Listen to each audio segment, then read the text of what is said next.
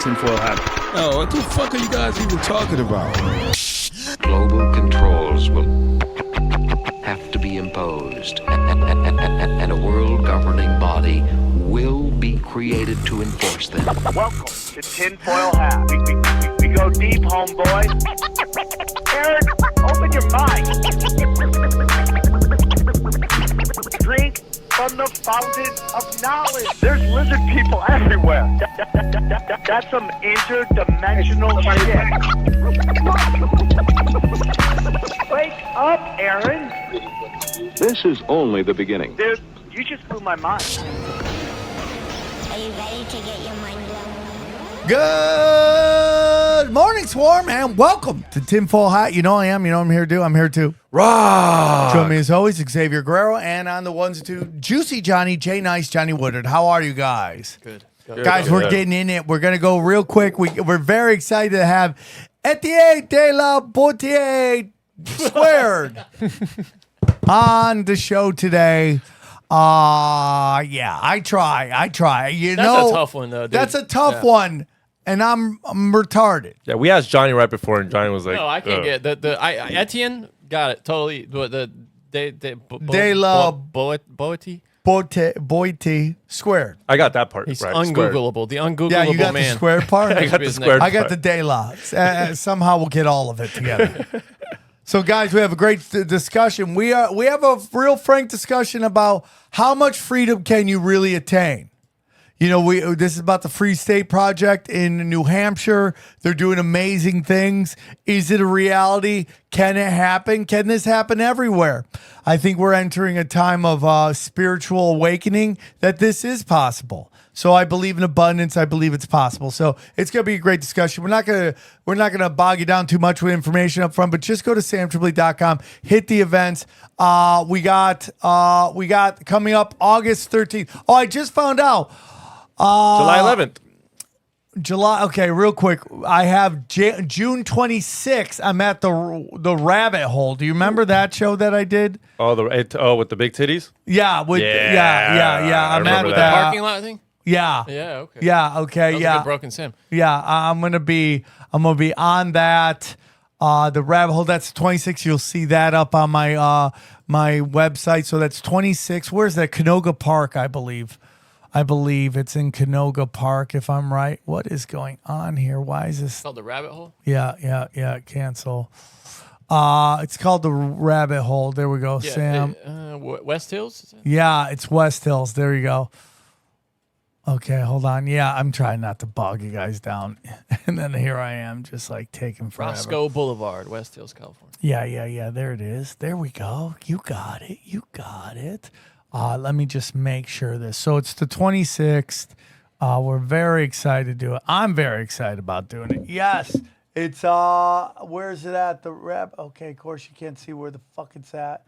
God forbid. The Rabbit Hole. Okay, just check my website and my social media for that. I'll have it up. New t-shirts. Go to samtripoli.com for t-shirts. Tinfoil Hat t-shirts.com for the brand new. It's all George Bush Death Cult. All my premium content is on rockfin.com. I'm giving you 3 episodes a week of conspiracy content. All of them are almost an hour. All that plus Conspiracy Social Club, 1 episode, plus 0, plus We Don't Smoke the Same, plus a new first look at Broken Sim. We also have a Cash Daddy's Patreon for investing tips. We have all of our affiliate programs right there. Click them, and it's all things I think you need. Nuke.social will get you on the Telegram, get you on the Discord. It's my social media, and then you can listen to all my podcasts. They're all 7 of them available on samtripoli.com, plus a radio show. Anything else? Radio station, 24/7. We Don't Smoke the Same just had Hibbler on. It's on Rockfin, on Patreon, on Twitch. Go check it out. We went Flat Earth and Moon Landing with Steftone from the Deftones. All right, guys. Enjoy this episode about freedom. We go deep, homeboy. Aaron, open your mind. Drink. All right, let's get into it. Very excited to have this guest back. He's been on the show multiple times, and we're very excited because he's live on location. Okay, so we're very excited. Please vote to say Etienne de Boetie squared. Did I get that right? We all work together on that. Nailed it. Perfect. Perfect. Love it. How are you, dude? How is everything? I'm fantastic. I'm in the White Mountains of New Hampshire. The Free State Project, which is trying to get rid of government in New Hampshire, roll it back to just protecting life, liberty, and property, has a camping festival. It's the biggest event they host, and I'm here with 2,500 to 3,000 fellow voluntarists, libertarians, peaceful anarchists, anarcho-capitalists. I'm just going to give you in the audience just like a quick, turn of the camera so that you can see that I'm in the middle of it all. Oh, yeah. We have taken over literally the largest. There we go. Stand that. Largest campground in New Hampshire.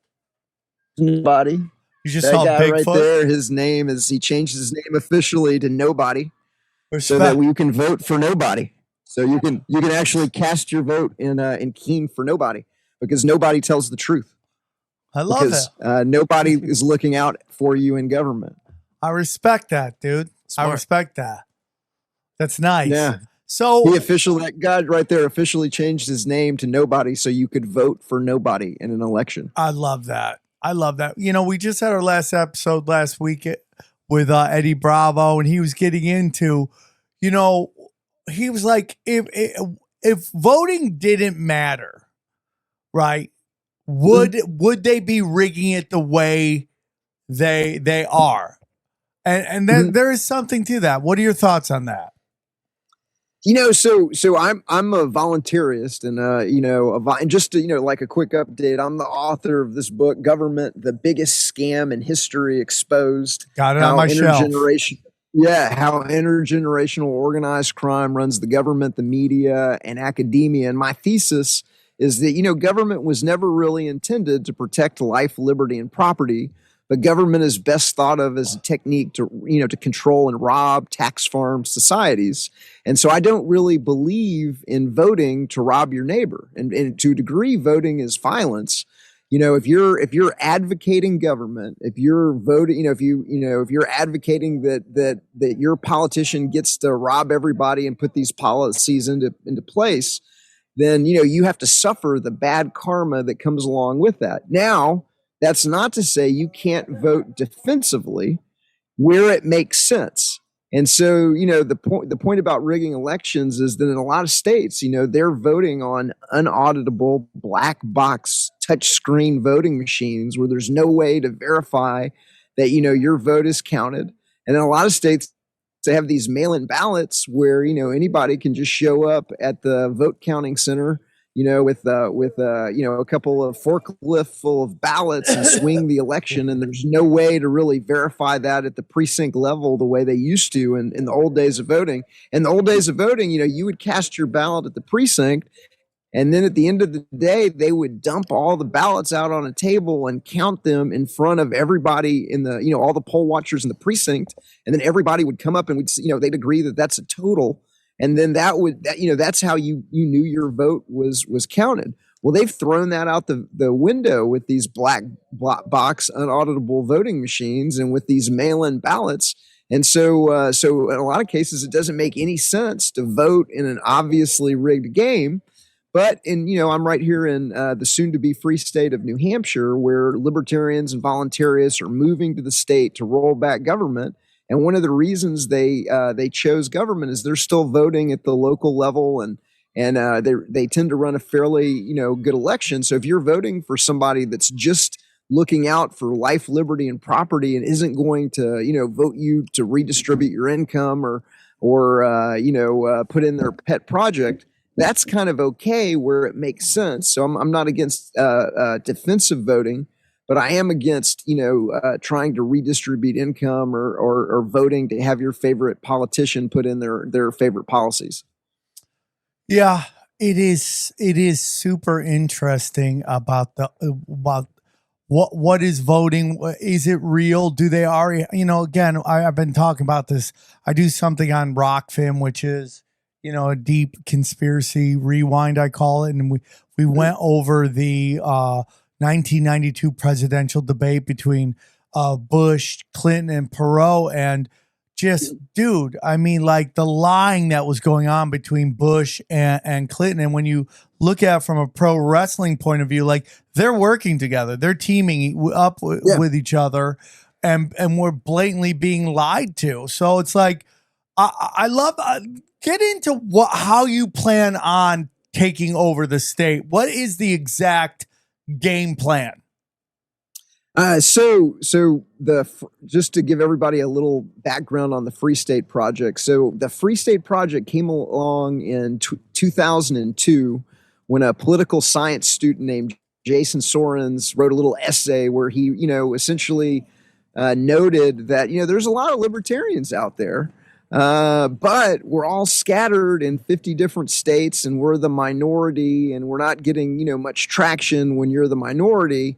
And that if the libertarians could just concentrate in a single kind of low population state, sub 1.5 million, well, he thought it would take about 20,000 dedicated activists to really move the needle on, in an election and be able to, to kind of roll back government to just protecting life, liberty, and property, not any redistribution, not any, social engineering, none of the, the kind of criminality that DC engages in regularly. And so that idea caught hold. And so they began organizing on the internet. And they said the deal was that everybody signed a statement of intent. And the statement of intent said when the total number of the group hit 20,000, then you would have 5 years to move to whatever state is chosen. At that point, it hadn't been New Hampshire hadn't been chosen, and there were some outs if you didn't like the state, if you got divorced, if you got married, and there was a whole bunch of outs. But over 26,000 people have signed that pledge, and once that idea started getting rolling, then they had a kind of a beauty contest, and they said, okay, what is the easiest state for libertarians to take over? And so they had a little bit of a beauty contest. And so they took a look at everything from, the amount of people that work for the federal or the state government and are dependent upon government. They looked at the history of the people. Were they independent? There were 7 states that qualified that had sub 1.5 million populations. They threw out Hawaii and Rhode Island because they had a propensity towards centralized, government. They came up with, it came down to Wyoming and New Hampshire and a kind of like a bake-off. New Hampshire won, and in 2003, people began moving here immediately, even though you didn't have to move until they hit, 20,000.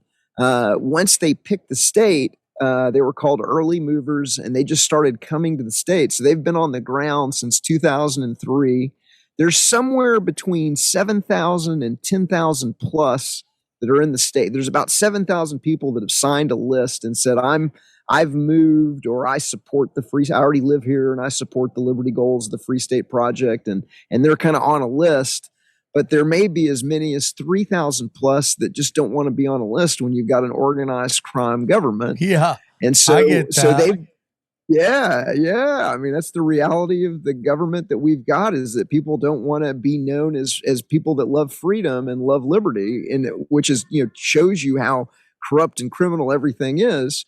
But the 7,000 to 10,000 people that are here, they've been organizing politically. They've got dozens of individual liberty organizations in the state, everything from the Libertarian Party. Some of them run as Republicans or Democrats. Some of them run as Libertarians.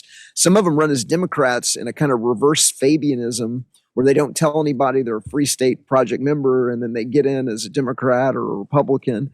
But most of them run as Republicans, and most of them aren't necessarily voluntarists. I'd say half of the Free State Project is voluntarist or peaceful anarchist, and half of them are minarchists, constitutionalists, little government, small L libertarians. But they've been getting people elected. There's over 25 members of the Free State Project currently serving in the New Hampshire House of Representatives out of around 400 elected representatives.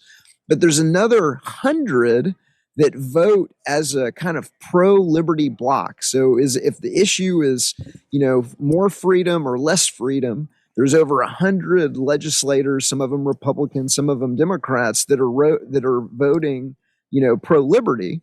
And then there's a number of organizations in the state that are giving a report card vote, like a report card grade to every single piece of legislation and every single representative in the legislature.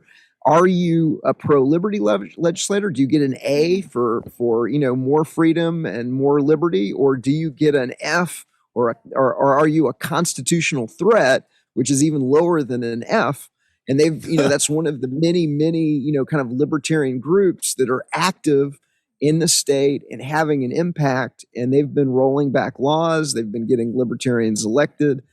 They lobbied the legislature to get, there's not in New Hampshire, there's not an income tax. There's not a sales tax, but there is a business proceed tax. So they lobbied the legislature. And now you could take a portion of that and you can apply it to a scholarship fund, where you can send your kid, where we get kids out of the government indoctrination system into a school of your choice, or even the fund can be used for homeschooling. And so they're just slowly but surely winning on the ground here in New Hampshire, getting libertarians elected into the legislature, rolling back laws, and on our way to either peacefully secede from New Hampshire. Now, that's not an official Free State Project position. That's a Etienne de la Boetie squared position. But there's a lot of people here that are openly for secession, and there have been members of the Free State Project in the legislature that have proposed an amendment for New Hampshire to secede from the rest of the United States, kick Washington, D.C. out of the state. It got voted down, but it got introduced. And so that's the kind of thing that's happening here. And you routinely see legislatures at the dais of the House of Representatives saying taxation is theft. You can get videos online of, compilation videos of multiple, libertarian representatives, small L libertarian representatives, pointing out that taxation is theft. And you don't see that any place but New Hampshire.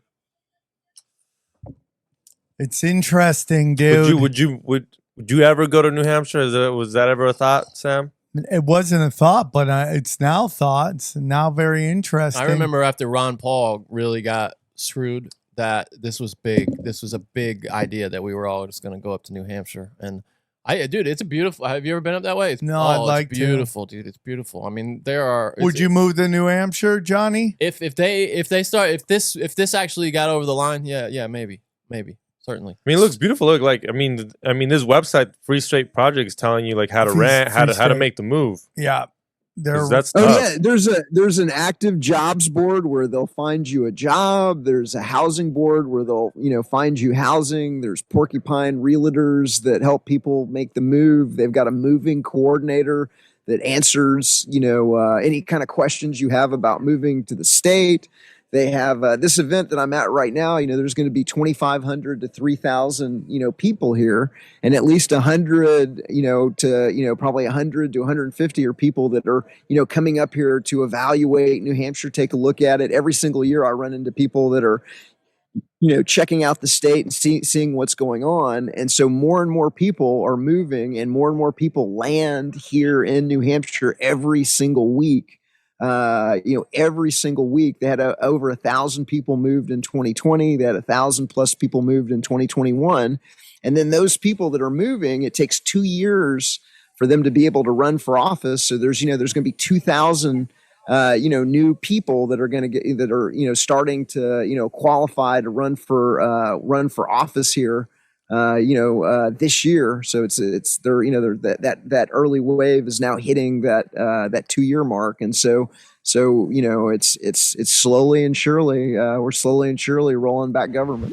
Hey guys, real quick, I want to tell you about our friend James McMahon and Copy My Crypto. Let me tell you about Copy My Crypto.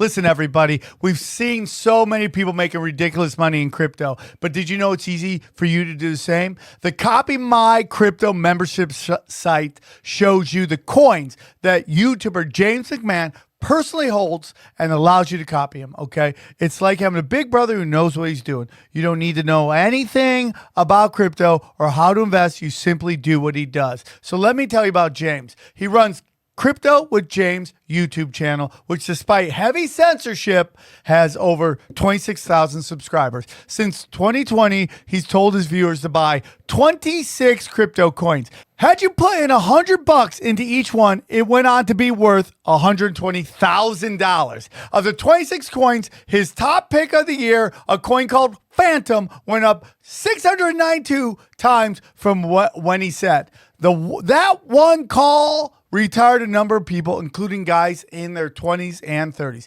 Remember, this is all public knowledge.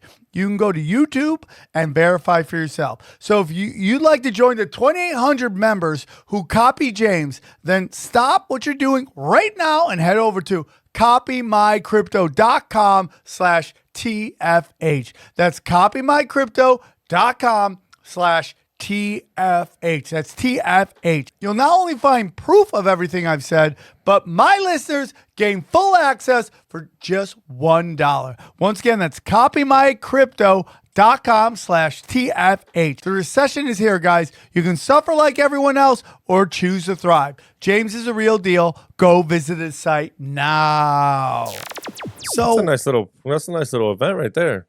that's a really nice. Oh, it's a blast.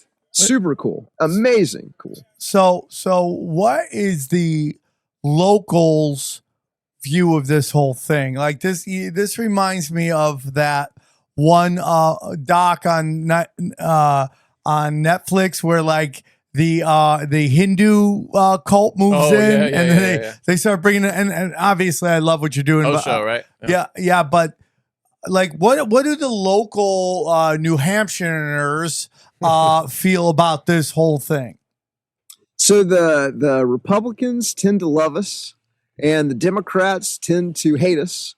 And so, because we're it's just pro freedom. Like we're not advocating, any violence or anything like that. We're just saying that, that more freedom equals more prosperity and more harmony in society. And for some reason, Democrats don't like that. Why is that? So for whatever the reason, the Democrats don't seem to like that. But there's a lot of commonality in the Free State Project members with the Republicans and the small L libertarians that are already in the state. But for some reason, the Democrats don't seem to like us. At the event that I'm at right now, RFK Jr. is going to be speaking. I don't understand that. He's a politician, and we're trying to get rid of government. But he's going to be one of the speakers at the event. And the head of the New Hampshire Democratic Party, publicly on Twitter suggested that he not speak. And RFK Jr. essentially told him to go pound sand, that he was going to speak here anyway. And so the head of the Democratic Party in New Hampshire, told RFK Jr. not to speak here, and he said he's going to do it anyway. So that gives you a little bit of the flavor. Super interesting. It's very. The Democrats hate that because they believe government is the solution to most problems. I mean, that's essentially the platform of the Democratic Party, is that government can solve all of these problems. And I mean, you're diametrically opposed. They to that. want you on the nipple. Yeah. But he's an interesting guy. Like, again, we've had conversations the past on the show about him. We don't trust any politician. Yep. I find a lot of stuff he's saying interesting, but I have zero faith in anybody following through it. But I will say this about him. He seems to go places that people at his level and for what he's trying to do don't go. Like going to Porch Fest, even if you say, let's say we get to 3,000, that's a pretty interesting thing for a guy to go do that. He went and did Greg Carlwood's Higher Side Chat. That to me is a very interesting move to make, because I don't know how much that, and this is another, I would say the same thing about this type of show. Like, it does not seem like that is a medium that most people running for president want to tap into. No, you're right. No, like I could see him on Lex Friedman's show. Yeah, That's something where it's more like professional. The guy's in it's a happening, suit. I'm sure. Oh, it's Yeah. about time. it will Yeah. happen. That AI robot That guy will gets talk. I know that guy gets everybody. It's crazy. Let's have a discussion. It's so weird, isn't it? It's so we have strange. JFK, RFK Jr. here, and That's him, man. what is your thought? I mean, it's like I So- don't get it. I'm not against it. I I'm hope with he you, lives. Hope he lives his best life. I I'm don't with get you, it. brother. I don't- immediately, the first time I saw that he was huge, I googled like, why is this guy famous? See, Like, but why I- do we know him? But I could also see him eventually going on Theo Von's for some weird reason. No, Or he's so- already did Theo Von. Oh, he did? And that video got censored. And like, Really? it's almost like Theo's going around going, "Hey, my video got censored," and I just want to be like, first time. Yeah, But I do find it interesting, and I would, if I was there, I'd be like, okay, let's hear what this guy has to say coming into almost enemy territory. well, that's the thing about this group, though, is that they will listen to anybody. no, I like that. It's not like these college campuses, which are supposed to be bastions for free speech and open mindedness, but they're really, I mean, as closed as it gets. It is brainwashing at Yeah. its finest. It is like if you aren't open-minded to hearing other parts of the discussion, what does that say about you? What does that say about your beliefs? They're weak. Your ideas are weak. You know, Yeah, absolutely. If you have to censor the idea, then the idea that can't stand on its own 2 feet. I do want to point out, myself personally, I'm not in the market for a ruler. yeah. No, I You know understand. what I mean? I'm not like in the market for a ruler, and the that's one of the things that I think that he's gonna run into when he gets here is that half the crowd doesn't believe in government. They don't believe that it's legitimate. They don't believe it's desirable. They don't believe it's necessary. The world is kind of a self-organizing place. It produces spontaneous order. And everything the government does, you could get better, faster, cheaper from the free market and from, nonprofits and co-ops and mutual aid societies and insurance companies and homeowners associations. And you just don't need government. And I think that that's the number one question that I'm going to ask him. I'm going to, do you think that, do you believe that government is legitimate? And if so, how does the government acquire rights that normal people don't have? I mean, you can't delegate a right you don't have yourself. So where did the government, legitimately, morally, and logically acquire rights that other people don't have? And, if he can't say, truthfully that government doesn't make any sense, it isn't logical, it isn't moral, then you can't trust him at all, because he's going to be he's lying to you about the legitimacy, the desirability of the whole thing. If he can't support that and explain to you how government works legitimately and morally, then, he's part of the problem, not part of the solution. And of all the people to have faith in government, I mean, this guy who's, who his father was taken by the government, his uncle. Yeah. I mean, of all the people to have faith in the kind His of want to uncle and re-enter his that father. field. Yeah, that's what. Yeah, And his nephew, right? yeah. I mean, if you believe that, Or yeah. his cousin. And his His nephew. cousin. His cousin. Okay, when you say no government, and you also said obviously I have no governments, but you also said no leaders. In a way, how do you get someone to represent America?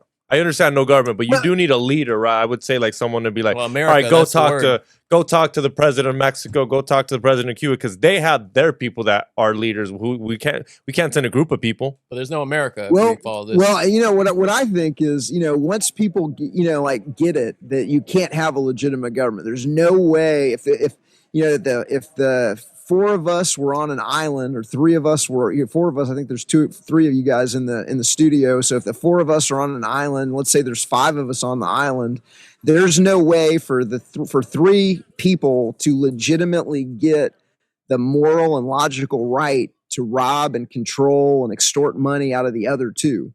And so you can still have leaders. Like I could say, hey, I'm really good at, building shelter. Sam's really good at food. He'll go and get the food, and you can voluntarily, you can still have leadership, but there's no way that Sam and myself and Johnny can vote to rob the other two and it be legitimate, like we can't tell the other two to go pick coconuts.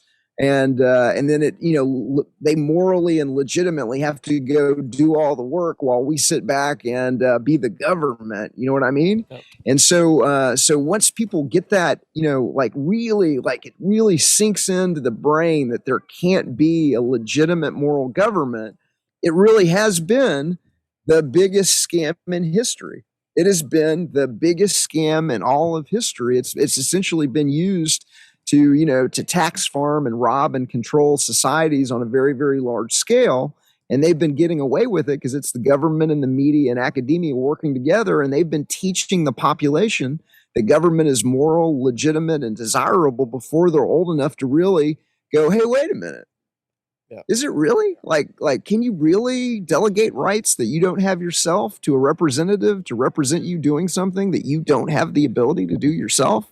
I mean, it doesn't make any sense. And then once you understand that, then luckily, kind of the good news message of my book and the good news message, when I'm on podcasts is that we don't need government. Like, you just don't need it. Like, the world is this self-organizing system. Now, once the United States figures that out, and I do believe it's going to spread virally, around the world. Okay, I think the government of the United States is going to come crashing down, and then shortly thereafter, the government of all the other countries are going to be, crashing down, because all of these countries are running the same unethically manipulative techniques on their populations to get them to go along with something that is not in their interest. They're all giving them a flag. They're all putting them in mandatory government schools. They've all got scouting programs where the kids get awards for, how to be a citizen and things like that before they're old enough to really understand, what they're pledging their allegiance to. So when I think that message is ultimately going to go viral through society. Just a very small amount of people understand that right now, but more and more people get it every single day. Yeah, I think people are waking up to it. I think I believe it is possible to get everybody to buy into this. I think there's going to be some serious growing pains. When you find New Hampshire, and I want to get your opinion on this, because there's some people who like defund the police and all that stuff, and then we've seen in these areas where there is no law and there is no order and just chaos is breaking out. What are your thoughts on how to deal with that? Are you okay? To answer your question, a lot of times, when people say, hey, we've got to have government, take a look at what happened in Somalia, or take a look at what happened in Chaz, or take a look at what happened in these countries that don't have, strong governments. Somalia doesn't have anarchy. Somalia has something called anocracy. And anocracy is many different factions fighting over who gets to be the government. And so there have been instances in history where they haven't had government and they've done just fine, from the American Indians to the Irish to others. But you're never going to learn about that in the mandatory government school, because they don't want you to know that there's an option on the menu called anarchy, which just means no rulers. It doesn't mean no rules. So one of the popular misconceptions is that anarchy means chaos and dystopia. But I break down in my book, Government, the Biggest Scam in History, how they've literally changed the dictionary over time to make anarchy seem like chaos and dystopia. And, they have movies like The Purge, Anarchy, and The Sons of Anarchy. And they do these like media tricks to throw people off of the one thing that would free them, real freedom. But, at the end of the day, the good news message is as long as you should be able to do whatever you want as long as you're not hurting other people, but you can still have governance without government. And so the Homeowners Association is an example of governance without government. You can voluntarily say, we're going to abide by these rules. Nobody's going to paint their house pink. You can't have 20 cars in your yard, to keep everybody's, home resale values up. But if you don't like that, you can move, and you don't have to move into that housing development in the beginning. If you don't like the rules, you can live outside where there isn't, those kind of rules, but you can get governance without government. And so that really is, one of these kind of like big secrets that you're not going to learn in the mandatory government school. So when we see chaos I guess you can't control everything. Is there an understanding that maybe at some point you're going to lose some parts of the country, and then they got to figure out their whole thing while you figure out while you set up your ecosystem, like Chicago, Yes. where it's like San Francisco, like everyone's talking. Oh, Tim Dillon. I didn't listen to the video, but it was titled San Francisco is going to come Detroit. That's what's going to happen. They're going to destroy the city. Yeah, they've essentially done it. But what is, I think, more exciting is that there's a lot, not just in the United States, but in other places, and I covered in the book "Government: The Biggest Scam in History," is people are now voting with their feet, and they're going to jurisdictions like New Hampshire where they're rolling back government, and they've already got a tiny infinitesimal government compared to every place else. New Hampshire doesn't have a sales tax. New Hampshire doesn't have an income tax. It's got a business proceed tax, and it's got it has a meals tax. But tax collectors showed up here at the Porcupine Freedom Festival in 2015. They got surrounded, made fun of, and driven off, and they've never been back since to try and collect that meals tax. And so if the population isn't going along with it, then you just don't have government if people don't believe in it. And it's not just in New Hampshire. There's a town in Mexico called Cheran, Cheran, that has tossed out not just government, but the drug cartels as well. And they haven't had any quote unquote government for over a decade, and they're doing just fine. There is now a Free State project in Canada called the Free Province project, where they're trying to get rid of government or roll it back in New Brunswick, Canada. There is a place on the island of Roatan off the coast of Honduras called Prospera, which has been built in what's called a special economic zone in Honduras, where they don't follow the same laws and rules and regulations and tax rates of Honduras. They have a kind of negotiated sovereignty and a negotiated tax rate that is one of the lowest anywhere on the planet. And so you can go to Prospera, locate your house, your business there, and you know exactly what the tax rate's going to be and the laws, and it's very minimal economic regulation. And so people are beginning to vote with their feet. There's a secession movement in California called the State of Jefferson, where the northern part of Northern California is looking to secede from California and the United States completely. That's called the State of Jefferson. There's a movement in Oregon called the Greater Idaho Movement, where I can't remember if it's Washington or Oregon, but one of those, like half the state is trying to secede from either Oregon Idaho or Washington to join Idaho. To Idaho, yeah. I think they actually voted on it. Really, and I think I don't know if it's happening. A couple of counties have actually voted. Yes, but certain counties have already voted. You're absolutely correct. Hey guys, I want to tell you about our friends at HelloFresh. That's right.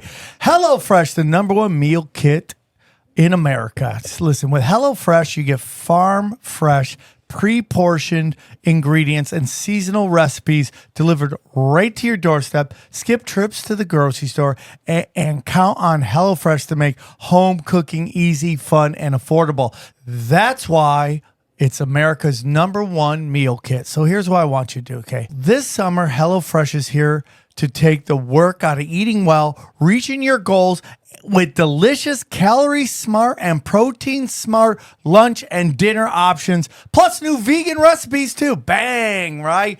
Get farm to table quality with every HelloFresh box. HelloFresh's seasonal ingredients are picked at the peak ripeness and travel from farm to your doorstep in less than 7 days for fresh flavor in every bite. Come on now.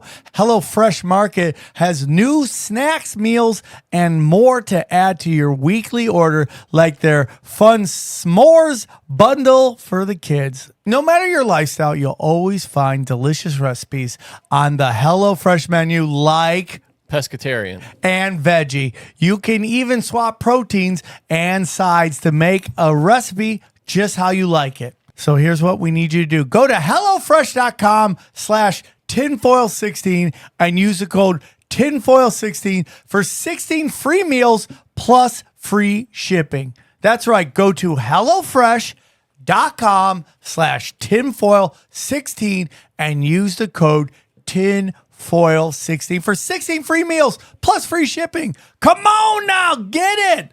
Get America's #1 meal kit with HelloFresh.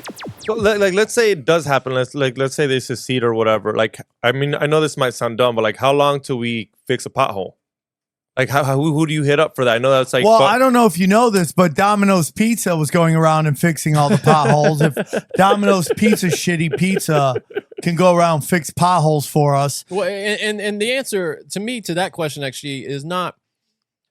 It boils down to what he said is that tax collection is literally theft at gunpoint, and just because you can't get something good doesn't mean you should do something that's just ultimately evil in the end. Right. And again, like we were talking with Eddie, a lot of our taxes go to either administration bureaucracy costs or going off to paying the Federal Reserve debt. I think that's the big thing that people don't realize about your taxes. It's like, oh, we're going to fund this, we're going to fund that. They borrow money from the Fed to pay off everything, and our taxes go to pay off interest that will never be able to be paid off. It's like the local crime boss saying, well, what would you do without me? Who would protect you? We'll be like, well, yeah, but you're a crime boss. You're stealing our money. And you are creating the problem. So it's like you want money to stop crime. Why is someone on the roads? Why are you dude, if you guys think that if the US government wanted to stop fentanyl from getting in, they couldn't stop fentanyl from getting in, do you really think that? They could totally do it. I mean, we already learned through the fucking Iran-Contra affair, they smuggled the crack in. Again, going back to that debate, George Bush and Bill Clinton were smuggling cocaine into Arkansas. And then that motherfucker's lying to everybody about, he goes, yeah, dude, our state had more people lifted out of poverty than any other state. Well, because you had the most poverty. Yeah. You had more people to pull from. That's why you fucking lifted more people out, because you had more people in poverty, because you ran that state into the ground on purpose so no one paid attention to Arkansas. You're a scumbag, Bill Clinton. So I'm interested in this. I really am. I think it's interesting. I'm totally down. I think the it's like, this is the whole thing too. It's like, at some point, people are going to wake up to this. At some point, even San Francisco, where all these motherfuckers, again, I've told people, if I was governor of California, I would build a wall around San Francisco and make everybody that voted for those politics have to live in there until they fix it. You're not moving somewhere else and making the same fucking vote. You're not going to vote the same way. You're not going to move to Texas and all that. And by the way, I was thinking about this the other day. So, I mean, I 100% believe we're in a Bolshevik revolution right now. That what the powers that did to Russia, okay, and like our view of Russia, I think it's totally off. I'm not saying Putin's a 100% good guy. Good luck getting anybody in that position like that. But so, hey, I want to jump in on that because I agree with you completely that, I look at communism as kind of government 2.0. And so if you look at government as a technique for robbing and controlling society, there's a great book by Anthony Sutton, who was a scholar at the Hoover Institute, and called Wall Street and the Bolshevik Revolution, where he breaks down how Wall Street, essentially funded the Bolshevik Revolution. And so why would capitalists on Wall Street, fund something that's not in their interest unless you realize that their interest is running the whole thing? And so if you take a look at communism as kind of government 2.0, because they didn't like government 1.0 here in the United States, there's a Bill of Rights and there's private property and there's gun ownership. And, there's those things are not in the organized crime, interests at the top. And so we'll just experiment with this government 2.0 that, doesn't have a Bill of Rights and doesn't have gun ownership and doesn't have private property, where we can control the population completely, where they don't have any rights, they don't have any history of liberty, they don't have any of these things. And so I think that's what they're trying to do. And I agree with Sam. They're trying to bring it, they're trying to bring it home here, and they're promising people goodies that have to be paid for by the productive members of society to get them to vote for enslaving everybody. And so it's almost like every election is an advanced auction of stolen goods, where you've got the Democrats promising all of these goodies to all these different special interest groups to get them to vote for something that's ultimately not in their interest. Absolutely. I mean, so the reason I bring that up is that, this border is exactly the playbook of the Bolshevik Revolution. They flooded it with foreign nationals who all pretended to be. The difference was in Russia, they all took Russian names and learned. They were all speaking Spanish. They were all speaking Russian, and they did that. So again, as Mel K said 2 weeks ago, it's like this gay stuff's going away. You see, it's ran its course. It's going away, and people are like, and then and they're giving the illusion that we made it happen, bro, because people are tired of it. Nope, this is part of the playbook. And then what she said really resonated with me, which is that they're gonna have illegals uprise, and illegals all uprising, which is a 100% playbook from the Bolshevik Revolution.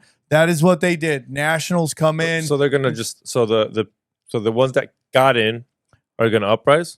Yes, because right now they're being told that they didn't get what they were promised. Well, no one got what they were promised. Yeah, that they came here for this and it never happened, and now they're fucked. Sounds like they're all doing jujitsu from what you've said. So they're training for the uprising. It sounds like. Well, I mean, we got a bunch of grizzly bear Mexicans. I do. A bigger Mexican comes every class. I'm like, what, did you just get hit with gamma radiation? How'd you get that big? They're so big, these Mexicans. Oh, they can eat. Yeah, I mean that. Well, they're doing jujitsu, but the point is that this is 100% all part of this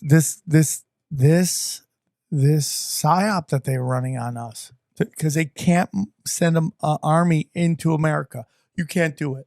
Break it from inside. You can't do it. Dude, if you send an ISIS in here, they'll leave in a body bag, bro. You have to do it slowly, submersively, through just taking us down, and the indoctrinations and the blue-haired people. But doesn't that also play into your fears of balkanization too?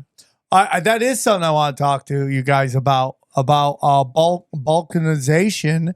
That we saw with them do with the USSR, where they went in, they broke them into all these little states. So everyone's like, Texas is going to succeed and California's going to succeed. And I'm like, that seems like exactly what they did to Russia or the USSR, where they broke it up. And now you have all these Balkan countries fighting with each other. Do you guys have any thoughts on that? Hey guys, wait a minute. So that is an excellent segue. I want to introduce somebody. This is Alu Axelman, who is actually the head of the Foundation for New Hampshire Independence, who is leading the fight for secession from the United States here in New Hampshire. And so there's nobody better to kick this around. So I want everybody to meet Alu Axelman. Lou Axelman, welcome to the show. Sorry about that. I wasn't sure if you were going to speak or you were helping him with his power cord. So I'm sorry that you just were sitting on screen for a little while and we didn't address you. So welcome to the show. For our listeners who may not be familiar with you, can you tell us a little bit about yourself and where our listeners can find you? Yes, sir. My name is Alu Axelman.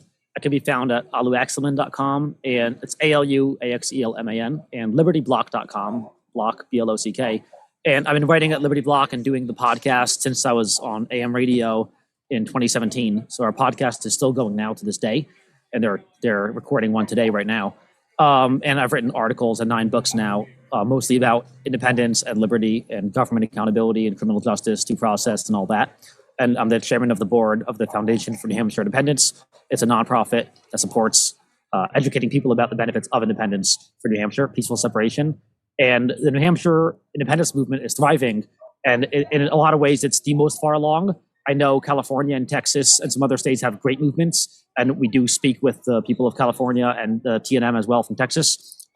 Legislatively, we're the only state that has had, since the Civil War, I believe, we're the only state that's had a bill. We had a bill that was a constitutional amendment for the state constitution that would have placed independence on the ballot. And if it had passed, it would have gone on the ballot. And if the people voted for it with 2/3, we would have peacefully separated from the Union. So we've had that bill. It had 9 sponsors, including some in leadership, some Republicans leadership. That's how libertarian we are here. So the independence movement is doing amazing. And then a few months ago, or right after that, a PAC was formed, and they've already raised and spent thousands for candidates. So there's an independence PAC, there's a nonprofit, and there are like 5 other websites that spontaneously people independently made: New Hampshire Secession.com, NHExit.us, and other sites in addition to ours. New Hampshire Independence.org, which is the foundation site, and the PAC has a site, NHIPAC.org. So like there are like so many different groups working in New Hampshire for independence. It's going to happen. It's just a matter of time. To what extent is it going to happen? What do you think? What your goal is? You think you're going to succeed from the Union? You think Yes, sir. New Hampshire will no longer be a part of America? That's correct. Yes. Can I ask you, there is a precedent that has been set for secession and the federal government's response to that, as you well know. Yes. What do you reckon would happen today if New Hampshire attempted to secede? Yeah, I hear that question a lot. So Howard, imagine that Julie, your wife, girlfriend, imagine Julie was beating you up really badly every day, and you tried leaving her, and she caught you and beat you up really bad. Would I tell you to never try again? You know, you tried leaving and it didn't work out. Don't ever try to leave again. Just be abused forever. No, that's Don't not. ever try to leave again. No. That's exactly what it fully is. think you should do it. I mean, and I support you, and I would move there. But my question is, what do you think the federal government would do? Is my question. Yeah, that's a good question. I don't think they would use military force. That's a last resort. We have to understand that it is a possibility. I think it's 1 or 2 or 3%, very low chance they would actually send troops. And in my first book, The Blueprint for Liberty, I war game it out kind of, and as I did it, I became more optimistic because we would win, the short answer. And I explained why in that book, The Blueprint for Liberty. I don't think the U.S. military could defeat New Hampshire unless they drop a big nuke, which would kill everyone in New Hampshire and Maine and D.C., which they probably would not do. So they actually could not win a ground battle against 1.4 million super armed Liberty people who know the terrain a lot better, and they wouldn't have public support. As for public support, there was recently polling by Survey USA and UNH Granite State Polling, 2 of the most legitimate 2 very legitimate polling agencies. And Survey USA, so they both found 19 to 30%, I believe, support for independence of people who are ready to secede today, and then a bunch who are unsure. So a third or half are support independence, and that's going to increase every day with what DC is doing. Secession gets more popular every day, and we're working in New Hampshire on the ground too. But anyway, Survey USA asked those people, if one state seceded, would you support the federal government using military force, economic sanctions, or nothing at all? Throughout all the states, 6% on average said I would support military force. For New Hampshire, it was 3%, I believe. So there's no support. There's no appetite for a civil war. People may not support it, but if a state left, there are no Americans, 6%. Very few would support the federal government sending military to kill people's cousins, brothers, sisters, friends, neighbors, and colleagues for leaving. So I don't want you to leave, but if you leave, I'm not going to shoot you in the back, dude. Right. So it's that kind of thing where if you divorce your wife, she might not be happy. But will she shoot you in the back? Probably not. Okay. Well, now let's say that happens, and then Texas is going to do it next, and then Sam always talks. That's the downfall of America. Well, don't you think that's just like? I do want to ask you. It's like the Balkanization of America. I mean, you have all these, and he's gone. Did he leave? No, he's coming back. Okay, he's got a baby that he's got to kind of check on too. So okay, got a brand new bring the baby. He was born January 6th, so he's an insurrectionist. So okay, respect, dude. Respect. Congratulations on your child. I'm super happy for you. Children are truly a blessing. So you know, we've talked about this on the show before, the Balkanization of the USSR, and now all these countries are kind of fighting with each other in different ways. Do you worry that is a possibility, not just maybe the U.S. war, but how it's easier if we break ourselves up into smaller bits that we could be manipulated from the outside? Yeah, I've heard this a lot. That breaking up the United States will make us weaker individually. We're stronger together. We're stronger together. Unity. I've heard all that. in my first book, The Blueprint for Liberty, I explain right now, technically, like look at you and me and imagine, we're talking about security, right? Militaries and how safe are we as a country. Right now, how safe are you from being killed, hurt, stolen from, whatever, beaten, abused? Right now, think about how vulnerable you are as a member, a citizen of the United States. From the police. Exactly. From the police. From the federal police. police, federal agencies breaking down the door IRS. and threatening to kill my friends, like in Key in the Crypto 6. So, like, right now, we're a certain level of safe. Let's say there's a 1% chance that, federal or state or local police will kill you. And the chance of China killing us is also very little. Russia, could happen, but very little. Okay, let me ask you this real quick. If you left the Union, it'd be lower, not on higher. a scale of 1 to 10, 10 being Armenian genocide, okay, and and then 1 being Switzerland, okay. Where do you see us in America right now?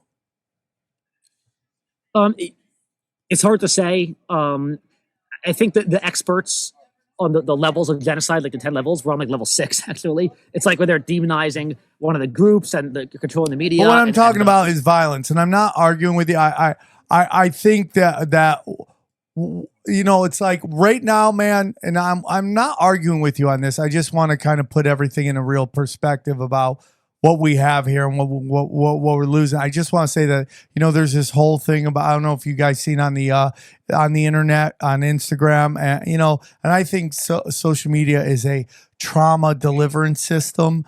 That is, its whole thing is to take there's a stabbing in Cincinnati, here in Santa Barbara. Now you live in fear that someone's going to stab you because something happened. That's what social media and to the internet to a point has done. For sure. But with that said, I do believe that we're a pretty stable country right now. And the reason I'm bringing this up is that we see all this military stuff going on, and who knows how much of it's real or not, but there seems to be some sort of military buildup going on. And like, I don't know, man. I think we have in terms of that sense, we have it good. I think I'm worried about like bombs being dropped, dude. Do you ever worry about that? In like, let's say we do have a giant secession. What stops Texas from going off on Nevada or going off on Louisiana and stuff like that? Does that ever come in to what your vision of the future is? Yeah, I've thought about it as far as being asked it at Q&As when I speak and stuff, and I've thought about it in the books. I don't think there's a substantial chance of states bombing each other or anything. There wouldn't be incentive for Texas to bomb Nevada because they would be killing people, hurting themselves, hurting their reputation, spending billions on the bombs. There's so many reasons. I mean, I can go on and on. It's not, I don't think that would happen. But I think that the big question you're asking is, if we break up the Union, we'll be weaker, and then China could come in and conquer us. I've heard that many times. Again, right now there are very small micronations, even the few that the United States does not protect with our NATO money and stuff. There are small nations of like 10,000, little to no military, and China and Russia, for some reason, have not conquered them. Now, to be honest, the island nations that are strategic, tremendous places to be for a military, I'm not sure why the Chinese Navy has not taken over that island, because we know how strategic that could be as far as military dominance. But China and Russia and other big countries have not taken over every country in the world. The United States has, though. The United States is an empire stretching at a point from like the Philippines in the west to like, 3,000 miles to the east, across the whole world, till we finally gave Philippines their independence a few years ago. So, they are an empire. So I think you're right that if you look at all 200 countries in the world, United States, our quality of life is right at the top. It's us. We're top 5, top 10. No doubt. I've been in other countries. I've been in Israel. I've seen Mexico. Absolutely. We are living very, very spoiled. That being said, it's not good enough for me. There are violations of due process that I just wrote a whole book about. There are horrific things happening. My friends are going to prison for years. Another friend probably going to prison for life. Yeah. The federal government totally agree. So that's not acceptable. No, 100%. And I agree with you on all that. So that's just my question is like, what is the counter move to that? And I want to jump in too, Sam, because government has been the biggest scam in history. And the idea is that the government's been able to kind of trick people into thinking that government is legitimate, desirable, and necessary. But as more and more people realize every single day that it has been a scam and it's a trick, and they forced you into their mandatory government schools, and they taught you that before you were old enough to really evaluate the logic and the morality of the claim. And as more and more people realize that it's been a scam and they divorce themselves from it, you know, New Hampshire is the leading edge. And so what we want New Hampshire to be is to be the laboratory of liberty that proves that you can have harmony and prosperity without there being a government. And once people realize that you can have harmony and prosperity without being a government, you're going to see all these other, you know, governments fall. Like they're not going to be able to keep it a secret from, you know, 1 billion plus Chinese people that people are abandoning government in the West. And once the Chinese realize that it's been a scam and a trick, and they're getting robbed, you know, just like we are, you know, it's not the Chinese people versus the American people. It's the government of China versus the people of China. It's the government of the United States versus the people of the United States. Both governments are using the exact same unethically manipulative little tricks to convince the population that it's legitimate and to go along with something that's not in their interest. Against them. They say the Chinese are bad. They don't I completely agree. The Chinese are bad. I completely agree. I mean, that's a big part of Israel is like convincing, like that. My whole thing is Israel to me is about a land bridge, and they've made it into a religious war to get people to fight with each other so they don't have to do any of the fucking fighting. And that's my honest opinion. I'm not saying there's not religious connections to that land right there, but that to me is it. That controls everything. If you control that land, you control commerce coming from Africa and Asia into Europe. So I 100%, and they get these people to fight and hate with each other, and they, you know, and one side is 100% allowed to say unspeakable things about the other side that any other country, any other politician said that they would be fucking ran out of office, labeled a fucking racist Nazi and thrown, and, you know, but not there. That's done on purpose. That's all done on purpose. So I'm really with you guys on this whole thing. And I don't want you guys to think that I'm not by asking that question. Because when you talk about the freedom movement and all that stuff, what to me is this is really about abundance and God and spirituality and connecting with other people. And really, like, at the end of the day is abundance. What the government does is makes us practice scarcity. And there's only so much power. There's almost so much oil. There's only so much money. There's only so much land. There's only so much water. There's almost so much electricity, all this stuff. And it's like the limit to make us all fight with each other over little scraps. In reality, there's more than enough of everything for everybody. And so when I personally, and like, dude, I will support you guys the whole way. I think, you know, Johnny always like, don't leave LA. He's always telling me that. Don't leave LA. Stay here. Don't give up on LA. Don't give up on LA. And, you know, so like, and again, I'm not trying to tell you guys what I think you guys are doing wrong, because I support you guys 100%. But sometimes I'm like, are we, if we secede, are we leaving brothers and sisters behind, or do we create something that is so amazing that people, we change. Listen, this is my whole thing. Like, why I hate marches and riots and all that stuff, because you can't change the game. You have to beat the game. And by beating the game changes to you. That's my belief.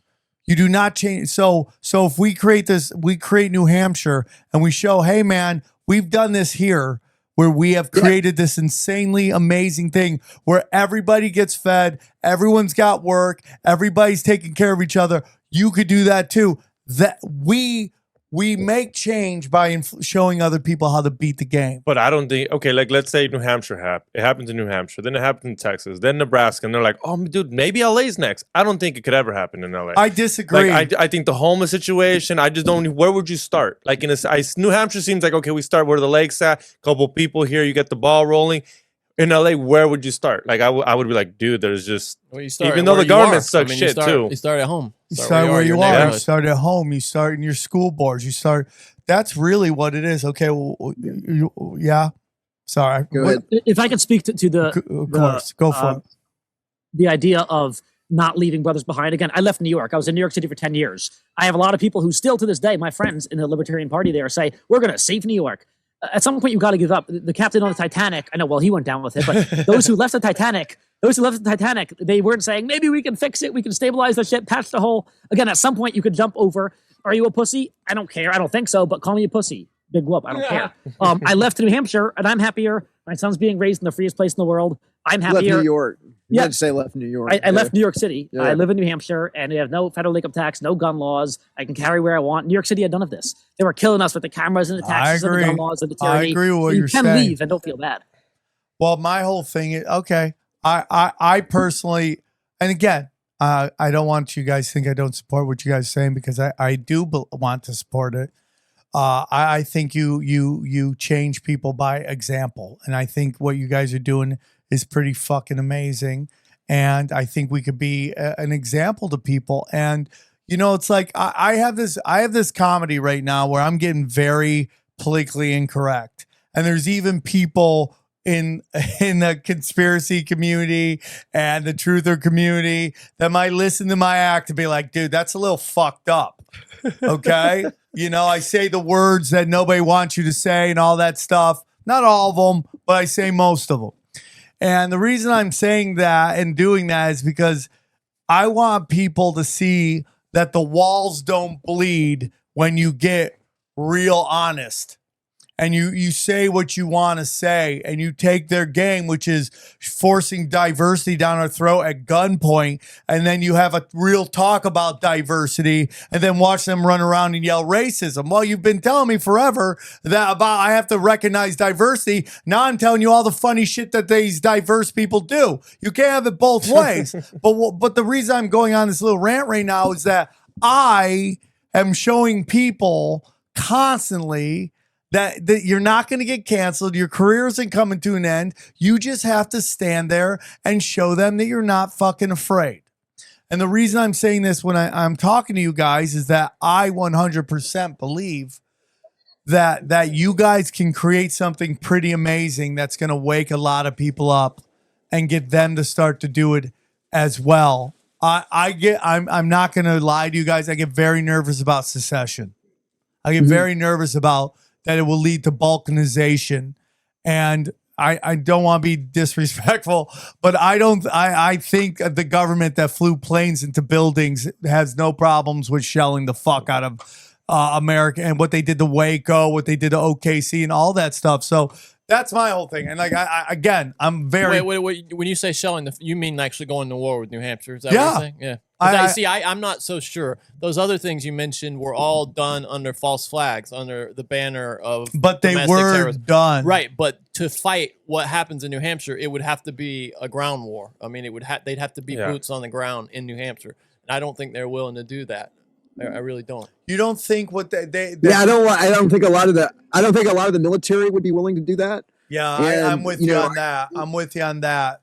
And I gotta tell you, we're armed to the teeth here. We got Navy SEALs, we got Green Berets. I'm with we got you, Army bro. Rangers. I mean, I got yellow belt and Krav Maga. I'll run there right now. Sam gets no offense, Sam, but Sam gets scared. We were off the grid place, and we were running out of food. And Sam was like, "All right, that's it. That's the end of the off the grid secession shit." And I looked at Sam, I was like, "I agree. Where's the next Jack in the Box?" No, I'm with you. Well, I mean, Eddie went and slept in the hotel.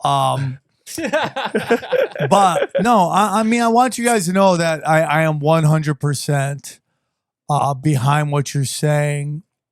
And I agree with you guys. And maybe it has to, it's the old saying, sometimes the tree of liberty has to be watered with the blood of tyrants and patriots. I mean, I'm in on it, dude. I'm in on it. I love what you guys are doing. I'm open-minded to it. I think a big part of what is going right now is this psyop, this spiritual war to make us feel powerless. I think this is what this Hunter Biden getting off, that it's all about making you feel that you're powerless. Oh, look, this guy did all this unspeakable shit, committed treason, incest, pedophilia, broke gun violations, fucking tax evasion, and he got nothing. Because if they cared, you know what they would have done? They would have acted like they put him in jail and let him out. Oh, you mean, but I'm yeah, you know what dude, I mean? Like if they care, they're like, hey, let's give him doesn't do 20 years. Let's act like we treat everybody the same, and then undercut, just give him a new alias. Just keep your mouth shut, keep your dick inside your pants, dude. Like what they did with Epstein. Yeah, I mean, if that's a possibility. Yeah, I mean, But like Sam says, it was a point to prove that they got different rules than you do. Yeah, they just want to break your soul. Everybody. So let's get, because it's organized crime at the top. Yeah, it's organized. It was literal. So it is. So I, my point in the book is that it's intergenerational organized crime, and one of the things that I do differently than other people is I don't use the term deep state, and I don't use the term globalists or elitists or new world order, because those, I believe, are purposefully unhelpful, purposefully undescriptive terms. But if you use the term intergenerational organized crime, well, people understand that, like, okay, I can get that. And then there's an expectation that the FBI and the DOJ get off their asses and do something about it. And so, I'm not a conspiracy theorist. I'm an organized crime researcher. Yeah, and that's the term, that's the magic key that unlocks all the locks and makes sense out of everything that's going on in the world today. I'm with you, man. I'm with you. I it's just, in recovery, I always talk about how there's so many people that just can't get recovery because they want change without making change. And, without changing their life and changing how they operate and all that stuff. And, and a big part of recovery is just knowing it's going to get dark before it gets light. That's just the way it is. And maybe this is what we have to do to go through this and push back and wake up and take our country back. I think people are waking up more and more. And again, it's a demoralization campaign to destroy any belief you might have in any hopes of running shit and anything going back to them. I really do believe we're at the end of the 2,000 years of darkness, that this is the end of it, not the beginning of it. This is the end of it. Right. I really do believe it. And people are waking up left and right. You remember when they were, hey man, they gave these guys these phones, these satellite phones, and then that was what, a month ago? Nothing. So it's like, this is what they're doing, and people are waking up to it more and more. And this, oh my God, they're gonna have a solar flare that's gonna knock out the internet. Yeah, they're always talking about solar flares. we've never had any effects from solar flare right after they're giving people free Wi-Fi. You remember Kamala Harris saying, "Oh, everyone's getting free Wi-Fi now, $30 off for Wi-Fi." I'm like, "Oh yeah, that's like the government phone. They're checking that Wi-Fi." I'm with you on that. All right. That shit. So what do you want our listeners to do? How can we help? I would say that the number one thing you can do is vote with your feet, especially if you're living in states like New York or Massachusetts or Illinois, where the population is literally being mulcted and tax farmed and robbed by government, where they're just piling on taxes on taxes. Those places are going to collapse. Vote with your feet. Come check out New Hampshire. One of the things I advise people to do is just pay and use cash. And so when you buy things with cash, you're saving that merchant, 1.5 to 2.5 percentage points off what they're going to have to pay the credit card company, the bank. And so number one, you're putting more money in the merchant's pocket at the same time that you're starving the banks that are kind of at the top of the pyramid. But also you're allowing, especially with small businesses, you're allowing that small business owner the ability to not pay the organized crime government, taxes when he can, keep some of it under the table, and then he's going to go ahead and be able to buy guitar lessons for his kid, or a ticket to a comedy show, or whatever it is. He's going to have more income in his pocket, and that's going to be good for the community. And so, that's like the easiest thing that everybody can do is just pay people, in cash. Figure out what's going on. Be a student of the situation. Make a shameless plug. My book, Government: The Biggest Scam in History Exposed.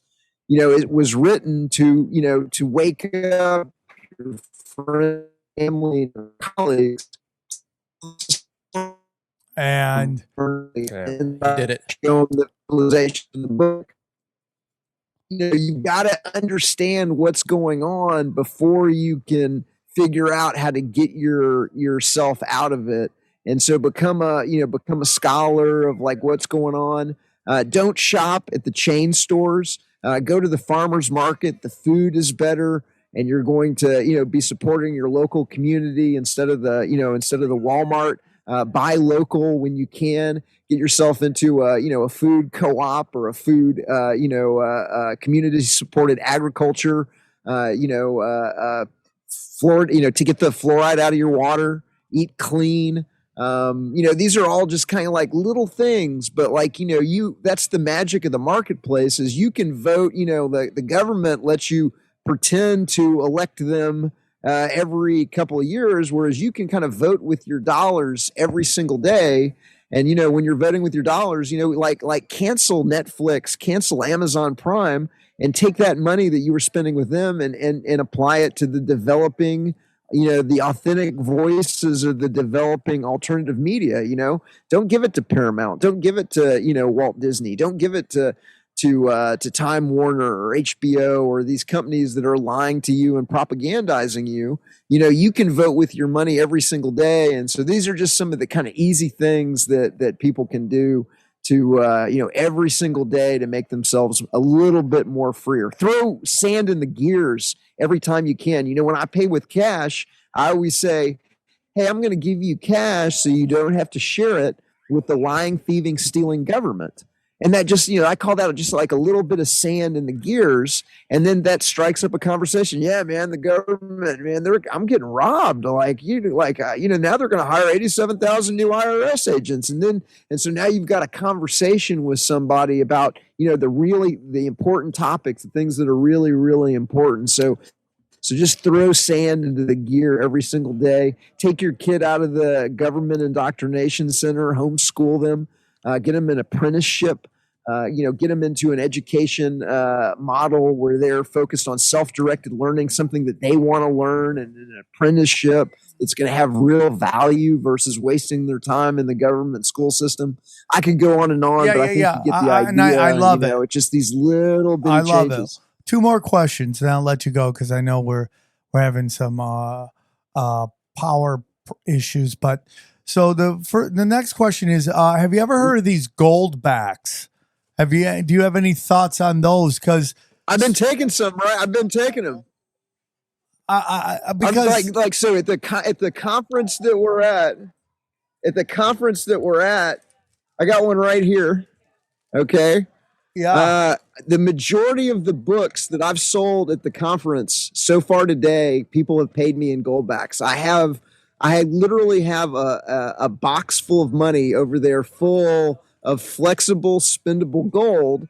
And almost every single vendor at the Porcupine Freedom Festival is taking and accepts gold backs. And people are doing business right and left in gold backs at the Porcupine Freedom Festival. Oh, wow. Speaking of voting with dollars, do you advocate people paying taxes? No, I advocate you keeping all of the money that you earn and save because you earned it and saved it, and the government is just going to to waste that and steal it and hand it to private companies and private banks through quote unquote bailouts and stimulus and the TARP and the TOLF, and they're going to buy, $1,200 toilet seats and $35, nuts and screws, and they're going to steal it through the Pentagon's Bishop's Fund or the Fat Leonard scandal, or they're going to waste it on weapon systems that we don't need for wars based on lies and manufactured intelligence. Keep all of your money. You don't really owe the government anything. It's like they've been tricking the population into thinking that government is legitimate. But once you realize that government is illegitimate, it has been the biggest scam in history. You don't feel bad at all about not giving your money to organized crime. Well, okay, so I'm with you on that. I'm with you. I pay my taxes because I don't want to go to jail right now. I would love not to pay taxes, but Daddy's got a high profile podcast. They know who I am, and I pay taxes not to get thrown in jail for no fucking reason. But I'm with you on that. I would love not to pay taxes. I would love that. That'd mean a lot to me. Okay. Please, if someone figures that would mean a lot 60 to million me. people. There's somewhere around 60 million people that aren't paying taxes right now. And so, I mean, it is really a Ponzi scheme that's going to come down. And as more and more people figure out that, that it is illegitimate, it's been the biggest scam in history. You're going to see this country, that's the one negative is I do think that the dollar is essentially a house of cards. It's a Ponzi scheme. We could have an entire different show on that. But we do have an organized crime monetary system where the banks are allowed to create money out of thin air using fractional reserve banking. They've been buying up the media so that you don't know that system is illegitimate and inflationary and designed to steal the value out of the money that you earn and save. But that system is going to eventually come down, and that's the one kind of negative that I see that it is going to be a hard landing for a lot of folks. But things like having alternatives, flexible spendable gold, silver, cryptocurrencies that are non-dollar denominated, that could be a lifeboat for a lot of people as more and more people abandon the sinking ship of the U.S. dollar. So let me ask you this: How do we control the rise of the diabolically smart or the incredibly evil? All right, so here's the deal. So again, anarchy doesn't mean no rules, it means no rulers. And so, you still can't, rob, cheat, steal, rape, assault, trespass. But instead of there being the monopoly police, there would be armed protective services companies. You would still, you'd pay probably, $75, $100 a month to your armed protective service company. It would probably be Garda or ADT or West Tech or one of these companies that are already providing armed protective services today. And if somebody is, trying to steal your property or threaten you with violence or something like that, you're going to dial the equivalent of 911, and a guy with a gun in a fancy car is going to show up to protect you the same way that you have the police today. But that guy is only going to have the same rights that you have. He can't arrest you for, because you're in the middle of a poker game. He can't arrest you because you're smoking a plant. He can protect you from, he can help you protect your life, liberty, and property because you have that ability. Okay, inherent in yourself, and so you can delegate that right to an armed protective services company to exercise on your behalf. So there's still going to be dispute resolution, which the government calls the courts, but it's not going to be the monopoly, court system. There's still going to be, armed protective services. It's just not going to be the monopoly armed protective service system, and you're going to get a better result. Because what you're going to do is there's going to be a competition for your armed protective services dollar, and you're going to be able to see, okay, which company has more secure neighborhoods? Is it ADT or is it Garda? which company gets more restitution when their clients get robbed? Is it ADT or is it Westech? And so now you've got like a market dynamic. Now, let's say one of those companies decides that they want to rule it all, okay, and they're going, they've got all the guns and they've got a large force of armed men and vehicles and everything like that. Well, the second that they, try and do that, their customers are going to leave them, and their revenue stream is going to disappear. And the population that they were going to try and oppress or tax farm or rob from, they're going to hire another armed protective services company that can't wait to make their bones by putting down the rogue armed security services company. And not only are they going to have to face the other armed protective services company, they're going to have to face an armed population that is not going to allow that to happen anyway. And so there's real kind of market mechanisms that would protect you much better than you're being protected under the monopoly system that we have right now, because there's going to be competition in the market, and that you can immediately vote with your dollars, and anybody that tries to rob you, or even if you're armed, like Matt, how rude the cops are to people in this country. The second that your armed protective services company, an officer gets rude with you, that guy's either going to be fired, or you can take your money and you can fire the company and you can go to another company like 2 seconds later. And so you're going to have better outcomes, and it's going to be more peaceful and more harmonious than the existing system where the police are murdering people. They steal more than the monopoly police today, steal more than all private criminals together through civil asset forfeiture today. And so you're going to have better outcomes in a private system.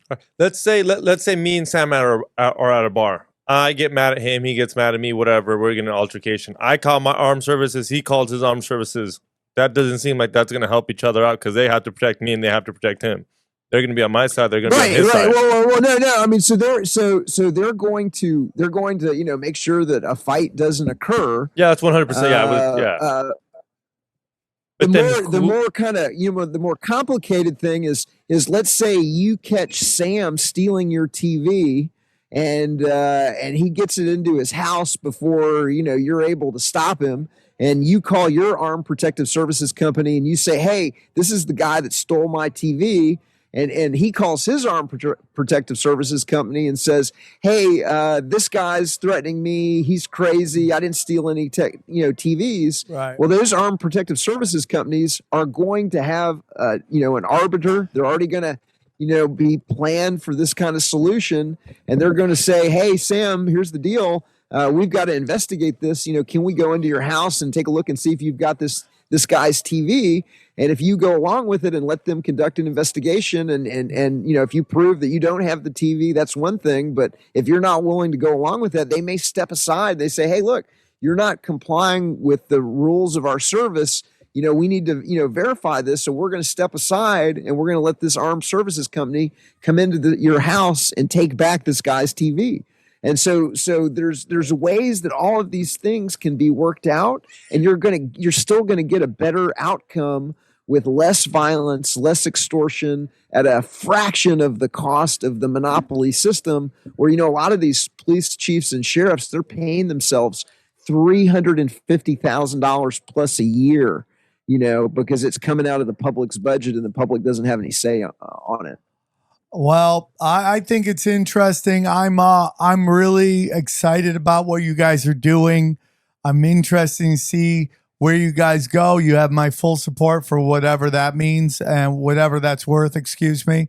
I love what you guys are doing. I'm a huge fan of it. I need to make it out to Porch Fest one time. That would be fun to see everybody and what they're doing. I think it would be important. And man, good luck, dude. One more time, tell them where they can find you.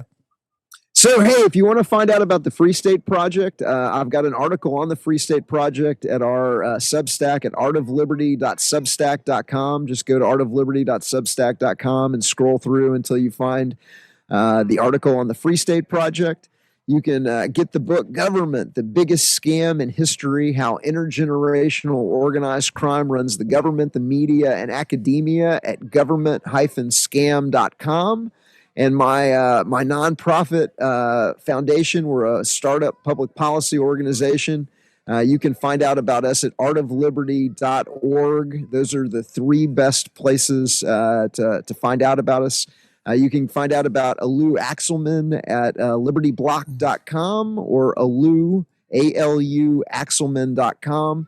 It has been a pleasure to be with you and your audience. And yes, I can't wait, Sam, for you to come out here and experience the Porcupine Freedom Festival. They're our kind of people. You would have a blast. Bring the crew. Y'all come on out.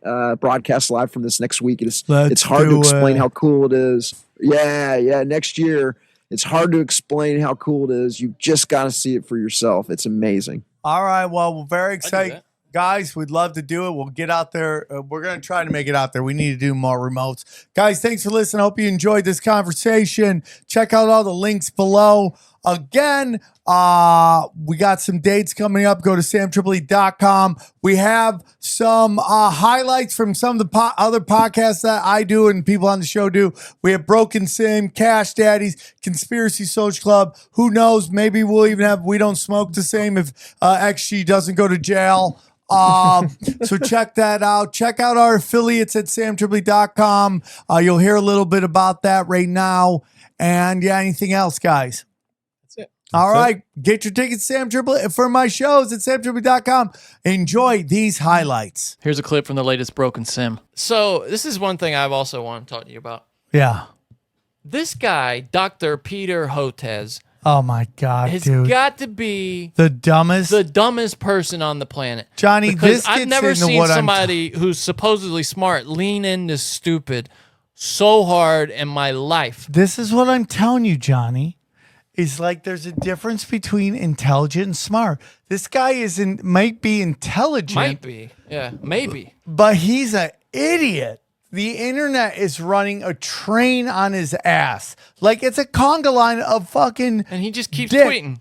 And anybody that writes anything that like, oh, you shouldn't like debate him, he'll just retweet it. Yeah.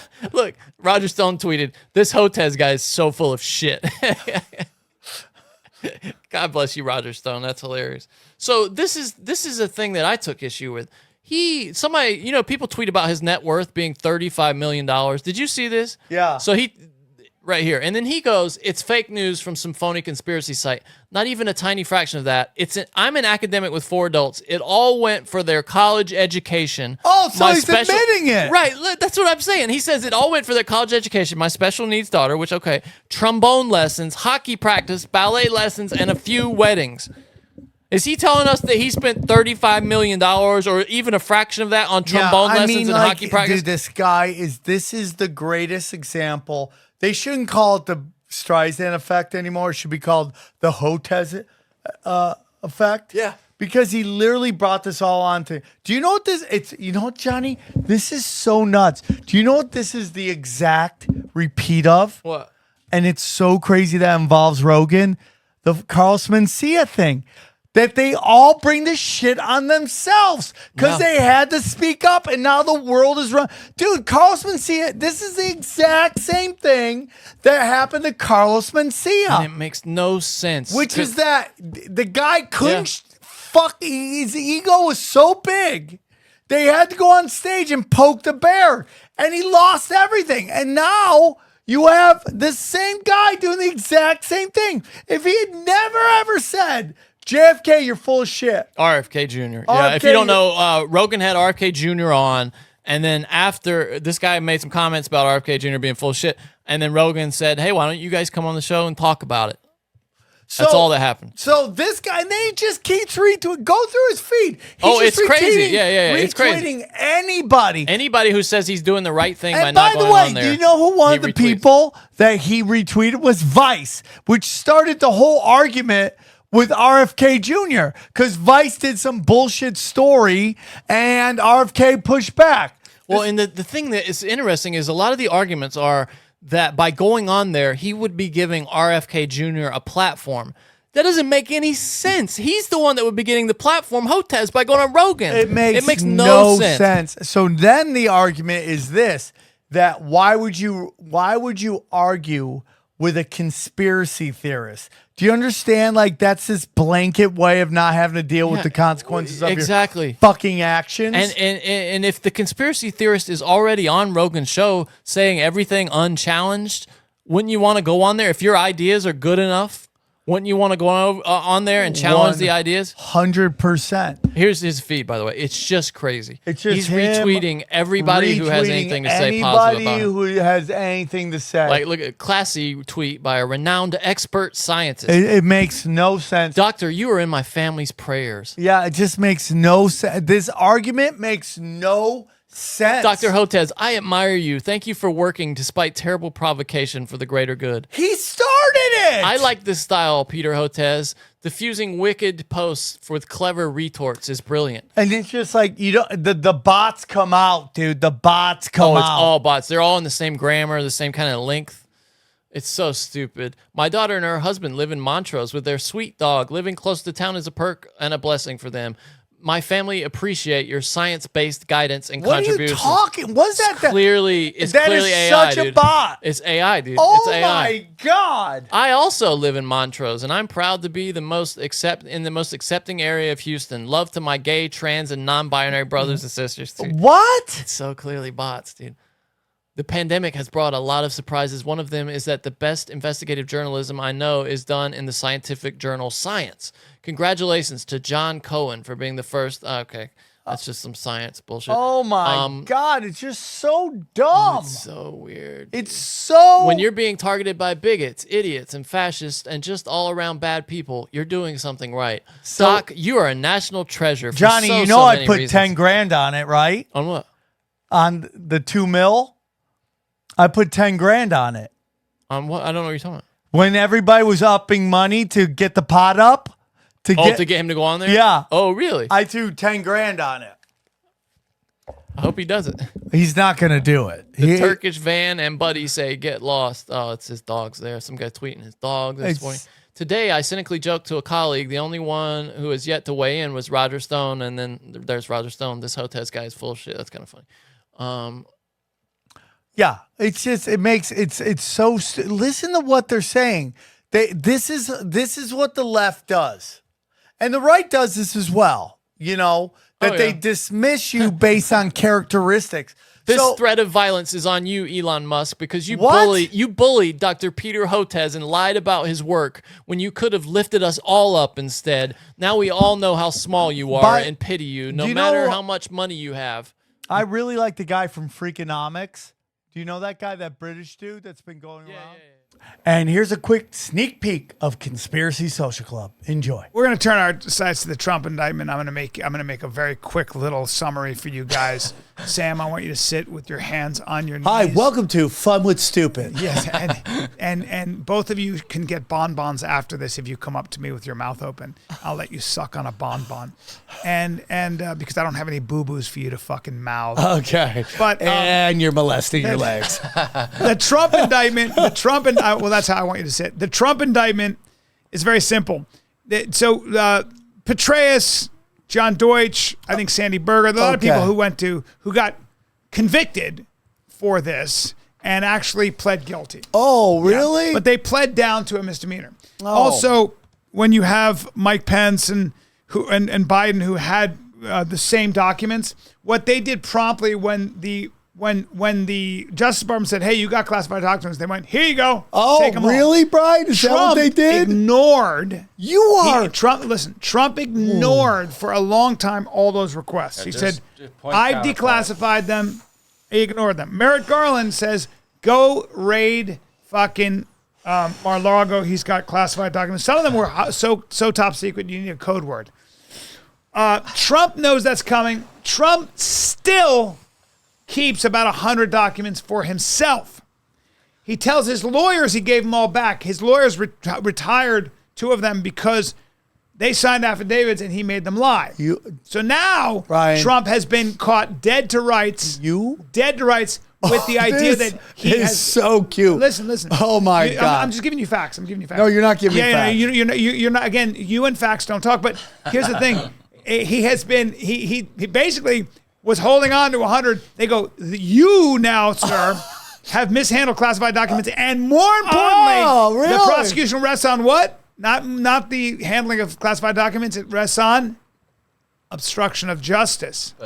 Why? Because he said, I know I have a secret document, and you are so cute, and I'm going to hold on to it. So here's the thing. Yeah, Bryan. Here's the thing. Bryan, yeah. He's going to face a trial, Bryan. and he's probably going to. If he doesn't go to jail, he's definitely going to get prosecuted. Big problem for him. It's an open and shut case, unfortunately for you, Sam. So Donald behaved very irresponsibly. Yeah. He is not above the law. Oh, here we go. And a lot Here's of our people voice. who support Trump think he is. And I have to say, one of the most important things is that he is not above the law, and no one is in this country. Yeah. Now, you happen to believe in King Trump. I happen to believe he's a man. And he should be prosecuted just like I would be if I had mishandled classified documents, which I never would, believe me. And I've had my share of them. That's I've also Bryan's been voice. the subject of a lot of that's great, Bryan. classified That's documents. Bryan's voice. He's the only puppet to ever ventriloquist himself by shoving his own fist up his own ass, right? You ever see that before? Okay, that's Bryan. This is Bryan. Hey, Chris, how's it going? Yeah, what's up? Your Honor. Trump. Your Honor, I can't. Trump's a bad guy. He's a real bad guy. He has me putting my own hand in my ass. Yeah, it was funny though. Yellow card, Yellow card rescinded. All right, guys, real quick before we're done, we want to tell you about all of our affiliates. It's a great way to support the show. As you know, fiat money is chaos. Okay, fractional reserve banking, dangerous. The best way to get out of it is precious metals, in particular, silver and gold. And that's why we're working at Wise Wolf, okay? Wise Wolf, silver and gold. Just go to samtripoli.com or samtripoli.gold, and you could join, and he's hooking you up. They got great that you can either buy single time or you can sign up for their program where you can buy up to $500 a month. I'm doing it. I hope you can too. We also have everybody at Eagle Research. That's right. Eagle Research, AquaCure Mobile, Model AC50 brown gas, hydrogen brown gas. The guy who makes it says it's secure.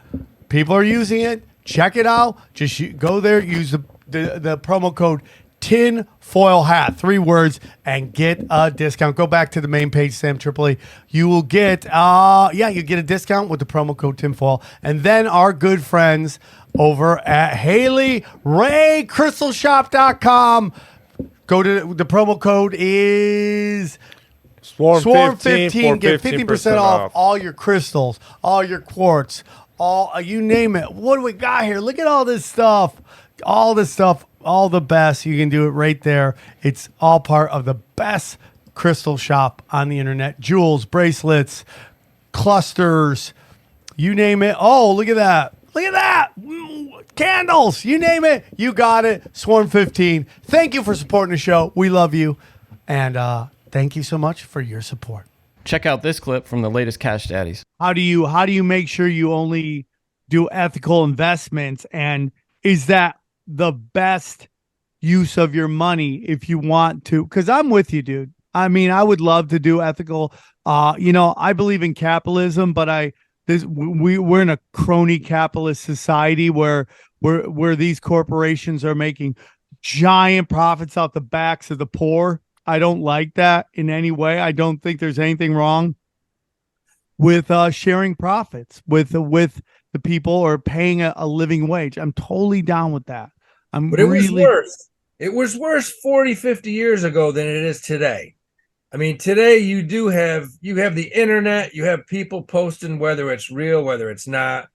But today there's more people paying attention. 50 years ago, you had what's still one of the biggest stocks in the world, Philip Morris. 50 years ago, you had that company hiring child psychologists, trying to come up with better ways to get a 7-year-old smoking versus a 12-year-old. Because I'm with you. There's a lot of dark arts out there. So I think it is better today. I remember I'd have clients that say, "I'll buy anything, but I don't put me. I don't want to invest in Philip Morris because my mother died of fucking smoking, or her father died of smoking." So, and you got the same thing with all kinds of companies out there. Whether it's oil companies, Jesus, people get pissed if BP dumps a little oil and kills a few billion fish, and all of a sudden, oh, don't put me in BP. Yeah, but that's the question. Is like, and that's why I have to ask you, Max. Like, how much does that? Because I love the name of your company, Abundance Wealth. I'm into abundance as well, and so how do you navigate that mind, that laser field?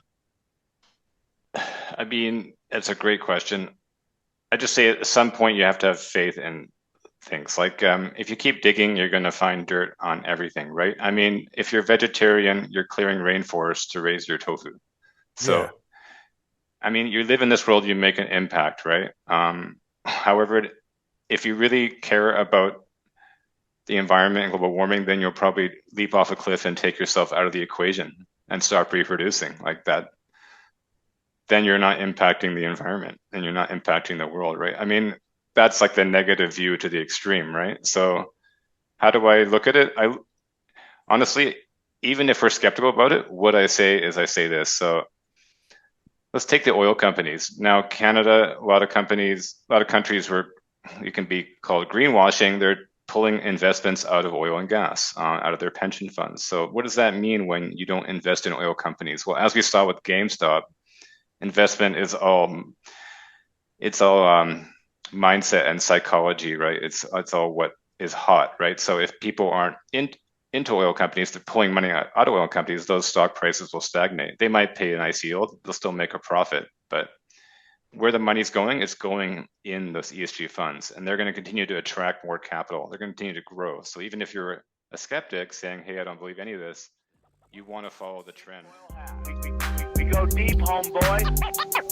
Aaron, open your mind. Drink from the fountain of knowledge. There's lizard people everywhere. That's some interdimensional shit. Wake up, Aaron. This is only the beginning. Dude, you just blew my mind. Tinfoil hat.